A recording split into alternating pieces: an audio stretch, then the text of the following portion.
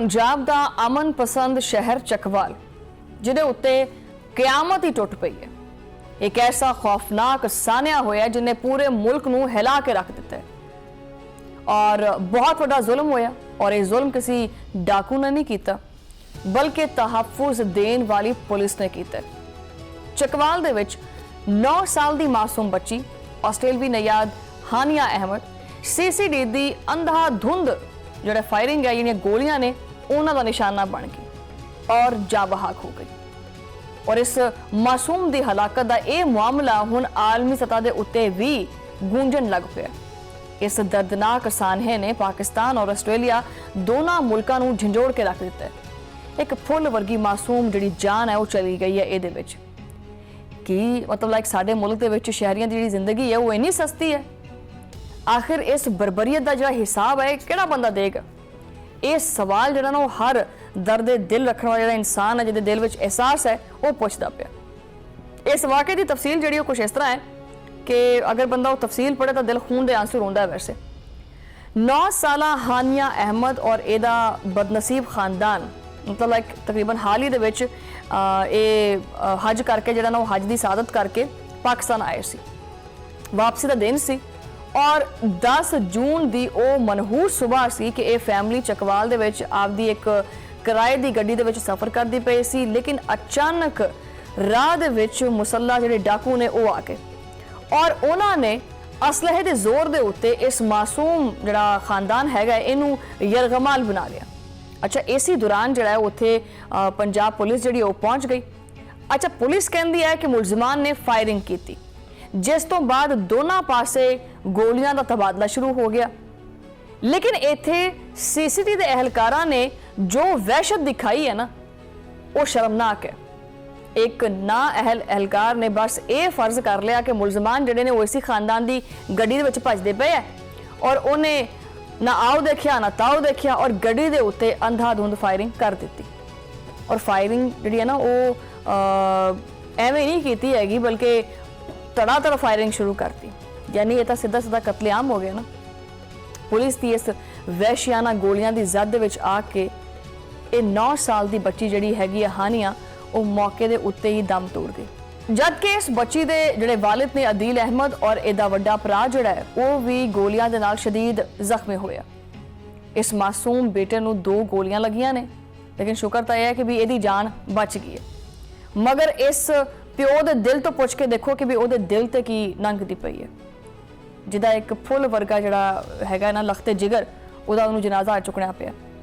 मासूम हानिया दे जिहड़े वालिद अदील अहमद ने उन्होंने एक ऑडियो पैगाम जिहड़ा ना वो भी उन्हां दा जारी होया है और उन्हां दी आवाज़ दे विच एक दर्द है जो कि पूरे मुल्क नूं रुला दिंदा है। वो रो रो के इंसाफ दी दुहाई दिंदा पिया। दूजे पासे चकवाल पुलिस वो आपदी ही जिहड़ी पिठ हैगी ਉਹਦੇ थपथपाई जाती है।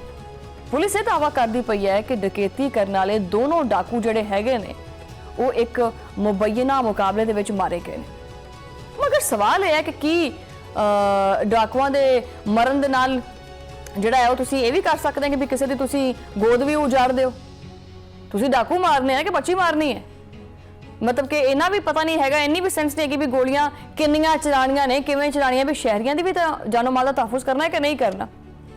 इस खूनी खेड तो बाद हुण जाके किते कानून जागे कतल के मुकदमे दे विच गिरफ्तार सीसीडी दे जिहड़ा एक जिहड़ा एहलकार है ना एहलकार जिहड़ा हैगा उन्होंने जुडिशल रिमांड के उत्ते जेल भेज दिता गया। प्रोसीक्यूटर जनरल पंजाब ने भी इस लर्जाखेज वाक़े का सख्त नोटिस लिया और केस नूं बकायदा हाई प्रोफाइल केस डिक्लेयर कर दिता है। अदालत के जिहड़े तमाम रिकॉर्ड ने वो उन्हें तलब किए अदालत ने और इस संगीन वाक़े की तहकीकात वास्ते एक मुश्तरका तहकीकाती टीम यानी जिन्हों ये JIT कहते वो बना दी गई है। और JIT ने जख्मी वालिद का बयान भी रिकॉर्ड कर लिया और ये टीम जिहड़ी है वो आपदी हतमी रिपोर्ट जिहड़ी है वो CCD के सरबराह नूं पेश करेगी। लेकिन की ये रिपोर्ट या एक कागज़ के टुकड़े कभी इंसाफ दिला सके ने कि जी ये समझ लो कि ये दोबारा वही है कि कोई नहीं कुछ नहीं होंदा बस 3-4 दिन केस चलेगा उस बाद बंद हो जाएगा। ये वही रवायती जी पॉलिसी है वो चलती पई है।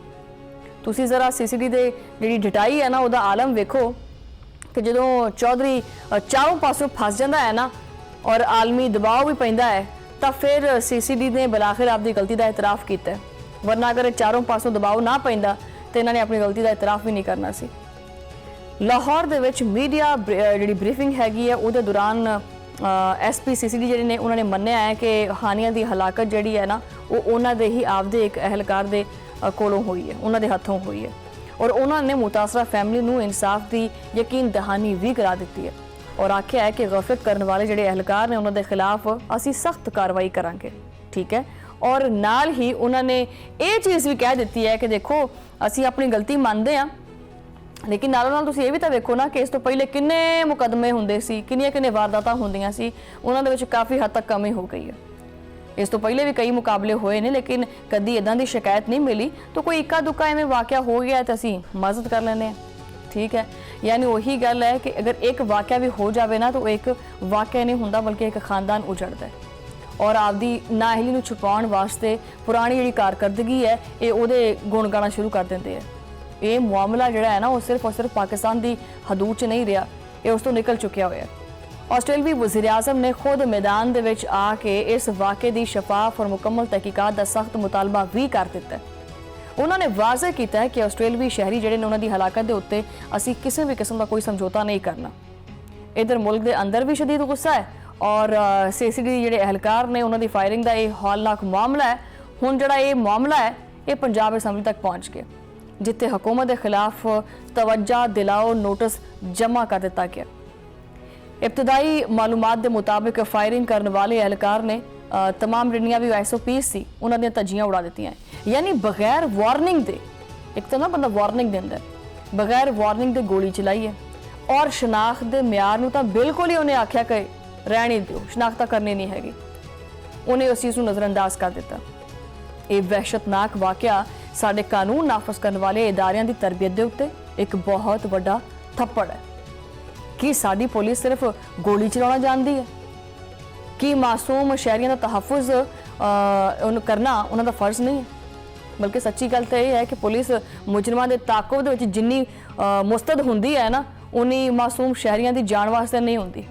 ਇਸ ਤੋਂ ਕਿਤੇ ਜ਼ਿਆਦਾ ਜਿਹੜਾ ਨਾ ਉਹ ਅੱਗੇ ਦੀ ਚੀਜ਼ ਨਜ਼ਰ ਆਉਂਦੀ ਪਈ ਹੈ। ਚਕਵਾਲ ਦਾ ਇਹ ਸਾਨਿਆ ਹੁਣ ਆਲਮੀ ਮੀਡੀਆ ਦੇ ਵਿੱਚ ਪਾਕਿਸਤਾਨ ਦੀ ਬਦਨਾਮੀ ਦਾ ਬਾਇਸ ਬਣਦਾ ਪਿਆ ਔਰ ਮੇਰੇ ਖਿਆਲ 'ਚ ਹੁਣ ਤਾਂ ਇਹ ਵਕਤ ਆ ਜਾਣਾ ਚਾਹੀਦਾ ਹੈ ਕਿ ਪੁਲਿਸ ਦੀ ਤਰਬੀਅਤ ਨੂੰ ਆਲਮੀ ਮਿਆਰ ਦੇ ਮੁਤਾਬਿਕ ਜਿਹੜਾ ਨਾ ਉਹ ਬਦਲਿਆ ਜਾਵੇ ਔਰ ਫਾਇਰਿੰਗ ਜਿਹੜੇ ਪ੍ਰੋਟੋਕੋਲ ਨੇ ਉਹਨਾਂ ਦੇ ਉੱਤੇ ਸਖਤੀ ਦੇ ਨਾਲ ਅਮਲ ਦਰਾਮਦ ਕਰਾਇਆ ਜਾਵੇ। ਇਸ ਤਰ੍ਹਾਂ ਦੀਆਂ ਮੁਜਰਮਾਨਾ ਜਿਹੜੀਆਂ ਖਿਲਾਫ ਵਰਜ਼ੀਆਂ ਨੇ ਉਹ ਨਹੀਂ ਹੋਣੀਆਂ ਚਾਹੀਦੀਆਂ। ਮਹਿਜ਼ ਇਹ ਇੱਕ ਇਨਫਰਾਦੀ ਗਲਤੀ ਕਹਿ ਕੇ ਇਹਨੂੰ ਨਜ਼ਰਅੰਦਾਜ਼ ਨਹੀਂ ਕਰਨਾ ਚਾਹੀਦਾ। ਇਹ ਸਰਾਸਰ ਇੱਕ ਇਦਾਰਾਤੀ ਔਰ ਇੰਤਜ਼ਾਮੀ ਨਾਕਾਮੀ ਹੁੰਦੀ ਹੈ। ਚਕਵਾਲ ਦਾ ਇਹ ਵਾਕਿਆ ਕੋਈ ਅਨੋਖਾ ਵਾਕਿਆ ਨਹੀਂ ਹੈਗਾ, ਇਸ ਤਰ੍ਹਾਂ ਦੇ ਕਈ ਵਾਕਿਆਤ ਹੋਏ ਨੇ ਪੰਜਾਬ ਦੇ ਵਿੱਚ। ਸੀਸੀਡੀ ਦੇ ਮੁਬੈਨਾ ਜਿਹੜੇ ਮੁਕਾਬਲੇ ਨੇ ਉਹਨਾਂ ਦੇ ਵਿੱਚ ਮੁਸਲਸਲ ਇੱਕ ਖੌਫਨਾਕ ਇਜ਼ਾਫਾ ਦੇਖਣ 'ਚ ਆਇਆ। ਅਗਰਚੇ ਇਹ ਵੀ ਚੀਜ਼ ਹੈਗੀ ਹੈ ਕਿ ਸੀਸੀਡੀ ਦਾਅਵਾ ਕਰਦੀ ਹੈ ਕਿ ਜਨਾਬ ਅਸੀਂ ਜਿਹੜੇ ਵਾਕਿਆਤ ਉਹਨਾਂ ਵਿੱਚ ਬੜੀ ਕਮੀ ਕੀਤੀ ਹੈ, ਯਾਨੀ ਕਾਫੀ ਹੱਦ ਤੱਕ ਜਿਹੜੇ ਇਸ ਤਰ੍ਹਾਂ ਦੇ ਮੁਕਾਬਲੇ ਹੁੰਦੇ ਸੀ ਜਾਂ ਜਰਾਇਮ ਹੁੰਦੇ ਸੀ ਉਹਨਾਂ ਵਿੱਚ ਕਾਫੀ ਹੱਦ ਤੱਕ ਕਮੀ ਹੋ ਗਈ ਹੈ। ਇਹ ਸਾਰਾ ਕੁਝ ਤੁਹਾਡੇ ਸਰਕਾਰੀ ਦਾਦੋ-ਸ਼ੁਮਾਰ ਨੇ ਔਰ ਇਹਨਾਂ ਦੇ ਮੁਤਾਬਿਕ ਅਗਰ ਗੱਲ ਕਰੀਏ ਤਾਂ ਕਤਲ ਦੇ ਜਿਹੜੇ ਵਾਕਿਆਤ ਨੋ ਡਾਊਟ ਉਹਨਾਂ ਵਿੱਚ ਕਮੀ ਹੋਈ ਹੈ, ਨਿਸਬਤਨ ਕੋਈ 39% ਤੱਕ ਕਮੀ ਹੋਈ ਹੈ। ਯਾਨੀ ਜਿਹੜੇ ਵਾਕਿਆਤ 361 ਤੱਕ ਹੁੰਦੇ ਸੀ ਉਹ ਕਮ ਅਜ਼ ਕਮ 220 ਤੱਕ ਰਹਿ ਗਏ ਔਰ ਇਸੇ ਤਰ੍ਹਾਂ ਜਿਹੜੇ ਕਾਤਲਾਨਾ ਹਮਲੇ ਨੇ ਇਹਨਾਂ ਦੇ ਵਾਕਿਆਤ ਵੀ ਜਿਹੜੇ ਨੇ ਉਹਨਾਂ ਵਿੱਚ ਵੀ ਵਾਜ਼ਿਹ ਤੌਰ ਦੇ ਉੱਤੇ ਕਮੀ ਹੋਈ ਹੈ। ਔਰ ਸੀਸੀਡੀ ਦਾ ਇਹ ਵੀ ਦਾਅਵਾ ਹੈ ਕਿ ਜਿਹੜੀ ਚੋਰੀ ਔਰ ਡਕੈਤੀ ਹੈ ਇਹਨਾਂ ਦੀਆਂ ਜਿਹੜੀਆਂ ਵਾਰਦਾਤਾਂ ਨੇ ਉਹ ਵੀ ਸਾਡੇ ਕਰਕੇ ਘੱਟ ਹੋਈਆਂ। ਠੀਕ ਹੈ, ਮੰਨਦੇ ਹਾਂ ਸਾਰਾ ਕੁਝ ਠੀਕ ਹੋਇਆ, ਲੇਕਿਨ ਫਿਰ ਵੀ ਸਵਾਲ ਇਹ ਹੈ ਕਿ ਕੀ ਜਰਾਇਮ ਘੱਟ ਕਰਨ ਦਾ ਇਹ ਤਰੀਕਾ ਕਿ ਤੁਸੀਂ ਮਾਸੂਮ ਬੱਚਿਆਂ ਦੇ ਸੀਨਿਆਂ ਦੇ ਉੱਤੇ ਤੁਸੀਂ ਗੋਲੀਆਂ ਲਾਓ, ਉਹਨਾਂ ਨੂੰ ਗੋਲੀਆਂ ਦਾ ਨਿਸ਼ਾਨਾ ਬਣਾਓ, ਇਸ ਤਰ੍ਹਾਂ ਹੁੰਦਾ? ਕੀ ਇਹਨੂੰ ਇਨਸਾਫ ਕਹਿੰਦੇ ਆ? ਅਸਲ ਔਰ ਇਬਰਤਨਾਕ ਹਕਾਇਕ ਵੀ ਤੁਸੀਂ ਸੁਣ ਲਓ ਕਿ ਇਨਸਾਨੀ ਹਕੂਕ ਦੇ ਸਭ ਤੋਂ ਵੱਡੇ ਇਦਾਰੇ ਯਾਨੀ HRCP ਨੇ ਆਪਦੀ ਰਿਪੋਰਟ ਦੇ ਵਿੱਚ ਸੀਸੀਡੀ ਦਾ ਜਿਹੜਾ ਕਟਾ ਚੱਟਾ ਸੀ ਨਾ ਖੋਲ ਦਿੱਤਾ ਹੈ। ਰਿਪੋਰਟ ਦੇ ਮੁਤਾਬਿਕ 2025 ਦੇ ਸਿਰਫ 8 ਮਹੀਨਿਆਂ ਦੇ ਅਰਸੇ ਦੇ ਵਿੱਚ ਕਮ ਅਜ਼ ਕਮ 670 ਸੀਸੀਡੀ ਮੁਕਾਬਲਿਆਂ ਨੂੰ ਦਸਤਾਵੇਜ਼ੀ ਸ਼ਕਲ ਦਿੱਤੀ ਗਈ ਹੈ ਔਰ ਇਹਨਾਂ ਮੁਕਾਬਲਿਆਂ ਦੇ ਵਿੱਚ 924 ਮੁਲਜ਼ਮਾਂ ਨੂੰ ਮੌਤ ਦੇ ਘਾਟ ਉਤਾਰਿਆ ਗਿਆ। ਔਰ ਸਭ ਤੋਂ ਹੈਰਾਨਕੁਨ ਔਰ ਮਸ਼ਕੂਕ ਗੱਲ ਤਾਂ ਇਹ ਹੈ ਕਿ ਇਹਨੇ ਜਿਹੜੇ ਸਾਰੇ ਮੁਕਾਬਲੇ ਨੇ ਇਹਨਾਂ ਦੇ ਬਾਵਜੂਦ ਇਸ ਪੂਰੇ ਅਰਸੇ ਦੇ ਵਿੱਚ ਸਿਰਫ ਔਰ ਸਿਰਫ 2 ਪੁਲਿਸ ਅਹਿਲਕਾਰ ਮਾਰੇ ਗਏ। ਹਲਾਕਤਾਂ ਦਾ ਇਹ ਸ਼ਦੀਦ ਅਦਮ ਤਵਾਜ਼ਨ ਸਾਫ਼-ਸਾਫ਼ ਜਿਹੜਾ ਨਾ ਉਹ ਦੱਸਦਾ ਹੈ ਕਿ ਇਹ ਮੁਕਾਬਲੇ ਨਹੀਂ ਬਲਕਿ ਯਕਤਰਫਾ ਕਤਲੇਆਮ ਹੈ। ਰੋਜ਼ਾਨਾ ਤਕਰੀਬਨ ਜਿਹੜਾ ਨਾ ਉਹ 200 ਤੋਂ ਜ਼ਿਆਦਾ ਜਾਨਲੇਵਾ ਮੁਕਾਬਲੇ ਹੋਣਾ ਔਰ ਹਰ ਜ਼ਿਲ੍ਹੇ ਦੇ ਵਿੱਚ ਕਾਰਵਾਈ ਦਾ ਇੱਕ ਹੀ ਵਰਗਾ ਅੰਦਾਜ਼ ਹੋਣਾ ਇਸ ਗੱਲ ਦੀ ਨਿਸ਼ਾਨਦੇਹੀ ਕਰਦਾ ਹੈ ਕਿ ਇਹ ਕੋਈ ਇਤਫਾਕੀ ਗਲਤੀ ਨਹੀਂ ਹੁੰਦੀ ਬਲਕਿ ਇਹ ਸੀਸੀਡੀ ਦਾ ਇੱਕ ਮੁਸਤਕਿਲ ਅਦਾਰਾਤੀ ਜਿਹੜਾ ਇੱਕ ਤਰਜ਼ ਅਮਲ ਹੈ ਨਾ ਉਹ ਬਣ ਚੁੱਕਿਆ।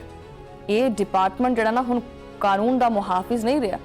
ਇਹ ਮਾਸੂਮ ਹਾਨੀਆਂ ਦਾ ਪਾਕ ਖੂਨ ਔਰ ਉਹਦੇ ਵਾਸਤੇ ਜਿਹੜਾ ਇਨਸਾਫ ਹੈ ਉਹਨੂੰ ਪੁਕਾਰਦਾ ਪਿਆ।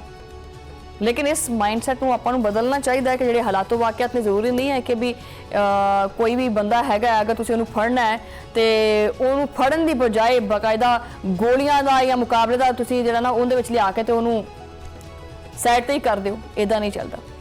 ਸ਼ਹਿਰੀਆਂ ਦਾ ਤਹੱਫੁਜ਼ ਵੀ ਤੁਹਾਡੀ ਜ਼ਿੰਮੇਵਾਰੀ ਹੈ। ਸ਼ਹਿਰੀ ਆਪਦੇ ਘਰੋਂ ਨਿਕਲਦੇ ਹੋਏ ਡਰਦੇ ਪਏ ਆ। ਤਾਕਤ ਦੇ ਨਸ਼ੇ ਦੇ ਵਿੱਚ ਚੋਰ ਔਰ ਇਹਨਾਂ ਜਿਹੜੇ ਵਰਦੀ ਵਾਲੇ ਨੇ ਕਦੀ ਇਹਨਾਂ ਦਾ ਸ਼ਿਕਾਰ ਹੁੰਦੇ ਆ ਕਦੀ ਡਾਕੂਆਂ ਦਾ ਹੋ ਜਾਂਦੇ ਆ।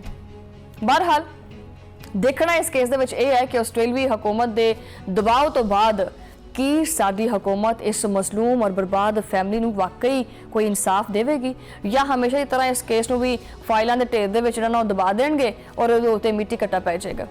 ਹੁਣ ਵਕਤ ਆ ਗਿਆ ਹੈ ਕਿ ਇਹਨਾਂ ਕਾਤਲਾਂ ਦਾ ਇਬਰਤਨਾਕ ਇਹਤਸਾਬ ਜਿਹੜਾ ਹੋਣਾ ਚਾਹੀਦਾ ताकि मासूमा के खून जड़े ने उस तरह हर रोज़ ना बहन। और एक बहुत बड़ा मामला है क्योंकि अक्सर अपने मुल्क के होंगे कि जो कोई पेटी भरा जरा ना जिन्होंने पेटी भरा कहते हैं अगर वो पेटी भरा कानून की गिरफ्त आ जाए तो उन्होंने बचाने वास्ते सारे इकट्ठे हो जाते हैं। लेकिन अगर ये वाकया हो गया है और इन्होंने नप दिता गया तो अगे भी इस तरह के वाकयात हो सकते हैं। सो लिहाजा इस वाकये नूं हुणे ही कोई ना कोई नकेल जी पानी पेगी ताकि आइंदा जोड़ा है वो इस तरह के वाकयात ना होण और किसी मासूम की जान ना जाए।